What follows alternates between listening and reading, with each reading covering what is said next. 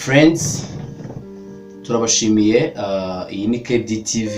Mu by'ukuri twaragerageje gukorana namwe, abakiriya bacu, inshuti zacu.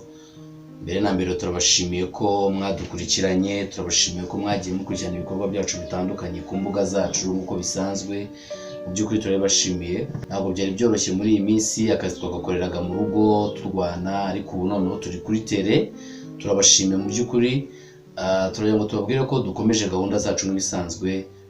KDTV mu by'ukuri tubashimiye bivuye ku mitima yacu. Nkanjye nka Sibo ndabashimiye mu by'ukuri, twarababonye, mwatubaye hafi, mwaratuganirije, abantu baraduhamagaye, abantu benshi bashima ibikorwa byacu dukora, bashima ibintu tubakorera bitandukanye. Mu by'ukuri turabashimiye. Rero turahari nanone, uko twagerageje kurwana n'ubundi turi muri lockdown mu rugo, urumva noneho biroroshye kugira ngo tubagireho noneho cyane, ndetse birenze uko mubyifuza, kuko turi kuri tele turahari. Murakoze rero.